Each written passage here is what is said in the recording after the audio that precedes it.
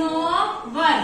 પહેલું સ્ટેપ છે એકમની સંખ્યાનો વર્ગ કરવાનો. તો 9 નો વર્ગ 81. ચલો બીજું સ્ટેપ ત્રણેય સંખ્યાનો ગુણાકાર કરવાનો. 4 નો વર્ગ 9 ચોક 36.